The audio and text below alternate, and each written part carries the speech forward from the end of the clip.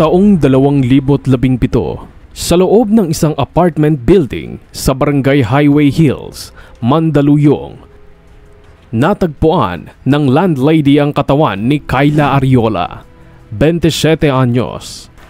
Nakahandusay sa sahig ng kanyang inuupahang unit. Magulo ang paligid at malinaw na nagkaroon ng pagtatalo bago ang insidente. Ayon sa mga unang rumespondeng pulis, walang palatandaan ng puwersahang pagpasok. Walang sirang kandado, walang basag na bintana. Lahat ng gamit ay nasa ayos, maliban sa mga kalat na nagmula sa pakikipagbuno. Sa loob ng kanyang bag, natagpuan ang cellphone na naglalaman ng isang mensahe at tawag sa gabi bago ang insidente. Habang isinasagawa ang forensic investigation, lumabas ang investigasyon na sanhi ng pagkamatay ni Kyla ay isang marahas na insidente na may kinalaman sa personal na alitan. Walang bakas ng pagnanakaw, ngunit malinaw na may malalim na motibo sa krimen. Sa araw ding yun, dumating ang kanyang matalik na kaibigan na si Ella Rodriguez, isang kasamahan niya sa call center. Halos mawalan ng malay si Ella sa nakita. Sa mga pulis na humarap sa kanya, siya ang unang nagsabing hindi siya nagtataka na may masamang mangyari kay Kyla. Ayon sa kanya, marami itong lihim at isa-isang nabunyag ang lahat ng ito. Bago nangyari ang trahedya, si Kyla Ariola ay isang simpleng dalagang probinsyana mula sa bayan ng Gubat, Sorsogon. Panganay sa 3 magkakapatid, anak ng isang guro at driver ng jeep. Tahimik ang pagkabata niya, kilala sa eskwelahan bilang maganda at mahinhin. Larawan ng isang dalagang Pilipina. Ngunit sa loob ng katahimikan ay may ibang katauhan si Kyla. Naroon ng pagnanais na mabuhay ng malaya, magawa ang kanyang mga gusto. Sa edad na 22, matapos ang kolehiyo, lumuwas siya ng patungong Maynila. Dinala niya ang pangarap na makapag-ipon, maging komportable at mabuhay bilang city girl. Ngunit sa lungsod ay iba pa ang realidad. Namasukan siyang call center agent sa Ortigas, isang trabahong mabilis ang kita pero mabilis ding maubos dahil sa gastusin. Sa unang taon pa lamang, nagbago na ang anyo ni Kyla. Mula sa mainhin at probinsyanang dalaga, naging sosyal, palalabas at mahilig sa mga bagay na hindi niya nabibili noon. Unti-unti niyang natutunang gamitin ang ganda at kumpiyansa para makakuha ng atensyon at pakinabang mula sa ibang tao. Sa mga eat-out, lagi siyang sentro ng kwentuhan. Ang babaeng nahuhuli sa usong pananamit, laging nabibili ang mga bagong labas na cellphone at maraming humahabol na tagahanga. Sa labas pinapakita ni Kyla ang isang outgoing na babae. High class ngunit iba ang pagkakakilala sa kanya ni Ella Rodriguez, ang matalik niyang kaibigan. Si Ella ang tanging taong nakakaalam ng mga lihim ni Kyla. Madalas nitong paalalahanan si Kyla na mag-ingat sa mga lalaking pinagkakaabalahan nito. Ngunit laging sinasagot ni Kyla na alam niya ang kanyang ginagawa. Sa bawat bagong relasyon, tila tumitibay ang kumpiyansa niya na makakalusot lagi at hindi siya mabibisto. Ngunit sa kagustuhan niyang panindigan ang pagiging materialistic at pagkakaroon ng sosyal na imahe, naging mapanganib ang bawat takbang na kanyang pinasok. Sa mga huling buwan ng kanyang buhay, 4 na lalaki ang sabay-sabay na umiikot sa mundo ni Kyla Ariola. 4 na muka, 4 na kwento, 4 na uri ng pagmamahal na kanya mismong nilikha. Hindi dahil sa pag-ibig, kundi sa pangangailangan at kasakiman. Ang una ay si Rico, 30 taong gulang, isang seaman na bihirang umuwi sa Pilipinas. Nakilala niya si Laika sa social media. at nabuo ang kanilang relasyon. Si Kyla ay buwan-buwan kung tumanggap ng pera mula sa paghihirap ni Rico sa barko. Pinangakuan niya si Rico ng kasal. Ipinadama rito na siya ang babaeng handang maghintay. Ngunit sa likod ng mga mensahe at tawag, pera lamang ang habol niya. Ginagamit niya ang mga padala para sa bagong cellphone, branded na bag at gabi-gabing gimmick. Sa bawat selfie niyang ipinapadala kay Rico, naroon ang ngiti ng panlilinlang at masaya si Rico na napapasaya niya ang babaeng minamahal na walang ideya na siya pala ay pinapaikot lamang nito. Ang pangalawa ay si Martin, 27 taong gulang, introvert, mayaman at bihirang lumabas ng bahay. Kababata ito ni Ella at nakilala niya nang mag-celebrate ng birthday ang kaibigan. Doon ay dumalo si Martin at naging target ni Kyla. Si Martin ang tipo ng lalaking mahilig mapag-isa. Walang social life, ngunit handang ibigay ang lahat sa babaeng minamahal. Mula nang maging karelasyon si Martin, madalas silang kumain sa mamahaling restaurant at halos buwan-buwan ay may bagong regalo ang lalaki para kay Kyla.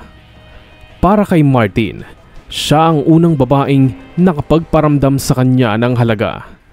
Para kay Kyla, isa lamang siya sa kanyang mga koleksyon.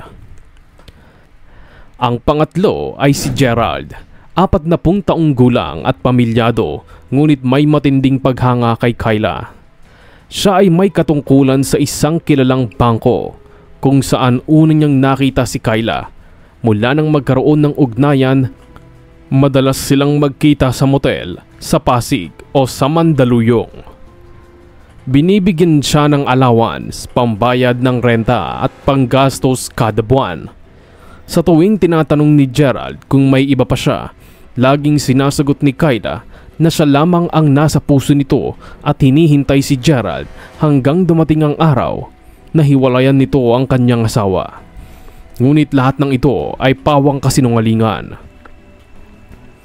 Ang huli ay si Leo, 25 taong gulang, isang delivery driver mula rin sa Sorsogon. Ang unang lalaking minahal ni Kyla. Muli silang nagkita nang lumawas ito sa Maynila. Sa kanya, hindi kailangan ng mamahaling lugar o regalo. Si Leo ang madalas magatid sa kanya sa trabaho. Hindi alam na may mga oras na siya ay nanggaling sa piling ng ibang lalaki. Ayon kay Ella, may kanya-kanyang oras si Kyla para sa bawat isa. Isang gabi, habang kasama ni Kyla si Leo sa kanyang apartment, may nasambit siyang maling pangalan. Nabigla si Leo at nagtanong kung sino si Gerald. Hindi naman nagpakita ng kaba si Kyla dahil sanay ito sa pagsisinungaling. Naghabi lamang ito ng palusot at tulad ng dati, napaniwala niyang muli si Leo. Maayos ang takbo ng lahat, pero hindi alam ni Kyla na nalalapit na ang wakas ng lahat dahil sa mundo ng panlilinlang. Walang lihim ang maikukubli habang buhay. Abril 2017, sa loob ng isang fine dining restaurant sa Makati.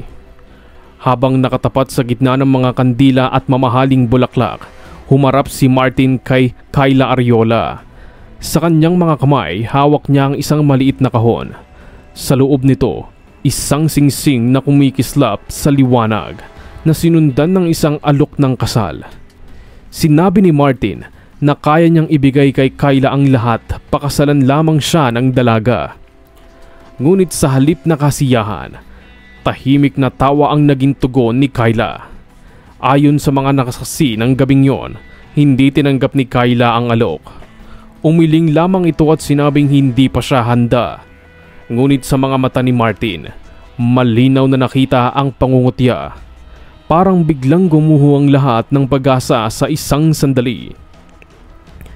Kinabukasan, kinuwento ni Kyla ang nangyari kay Ella na nooy tila sanay na sa mga ganitong kwento ng kaibigan. Sa tono ni Kyla, may halong pangaasar, halos walang pagsisisi. Para sa kanya, si Martin ay laruan lamang, isang lalaking mahina at madaling paikutin, at isa lamang sa mga lalaking ginagatasan niya. Hindi niya alam na ang pangyayaring yon ang magdadala ng kapahamakan sa kanyang buhay. Mula noon, naging mailap si Martin. Hindi na siya madalas tumawag o magpadala ng mensahe. Ngunit ayon sa mga kapitbahay ni Kyla, may mga gabi raw na may lalaking nakatambay sa labas ng apartment, nanonood lamang, hindi lumalapit. Gayunpaman, hindi natakot si Kyla. Patuloy pa rin ang kanyang pakikipagkita kay Gerald at madalas pa rin siyang sunduin ni Leo sa trabaho. Sa isip ni Kyla, hawak pa rin niya ang sitwasyong, ngunit iyon ang pinakamatinding pagkakamali niya. Hulyo 2017, bandang alas 10 ng gabi, bumalik si Kyla Ariola sa kanyang inuupahang apartment sa Mandaluyong. Pagkatapos ng kanyang shift sa trabaho, base sa kuha ng CCTV, sa labas ng gusali, mag-isa siyang pumasok bitbit ang maliit na paper bag mula sa convenience store. Sa mga frame ng video, makikita ang bahagyang paglingon niya bago pumasok, tila may pakiramdam na sinusundan siya. 15 minuto matapos siyang dumating, may isa pang taong pumasok sa entrance ng apartment building. Nakilala ito sa footage bilang si Martin Alejandro, nakasuot ng hoodie jacket. Halos 30 minutes ang lumipas nang makita itong nagmamadaling lumabas mula sa apartment. Hindi malinaw kung ano ang kanilang naging usapan ni Kyla, ngunit ayon sa mga forensic investigator, sa mga oras na yon, nangyari ang insidente na nagresulta sa pagkawala ni Kyla. Sa ulat ng pulisya, nakita ang mga bakas ng pagtatalo sa loob ng unit. Sa autopsy report, lumabas na si Kyla ay namatay dahil sa asphyxia by strangulation. Nakita rin ang mga indikasyon ng pakikipagbuno bago siya tuluyang mawalan ng buhay. Mula sa mga text messages na narecover sa cellphone ni Kyla, may mga huling palitan ng mensahe sa pagitan nila Martin. Ayon sa mga mensahe, gusto ni Martin na mag-usap sila ng maayos at magtapat si Kyla ng katotohanan dahil alam na umano ni Martin ang lahat, ngunit sa huling mensahe ay makikita ang pagkalas ni Kyla sa kanilang relasyon na marahil naging mitya ng trahedya. Sa mga sumunod na araw, nagsimula ang investigasyon. Ang unang tinitingnang suspect ay si Martin. Ngunit pagdating ng mga otoridad sa kanyang tinitirhan, wala na ito. Ayon sa mga kapitbahay, umalis siya sakay ng kotse, dalang isang malaking bag. Pinuntahan ang kanyang mga pamilya, ngunit maging ang mga ito ay walang ideya kung nasaan ang suspect. Habang hinahanap si Martin, ipinatawag ng pulisya si Ella Rodriguez, ang pinakamalapit na kaibigan ni Kyla, upang magbigay ng pahayag. Siya ang huling taong nakasama ng biktima ilang araw bago ang insidente.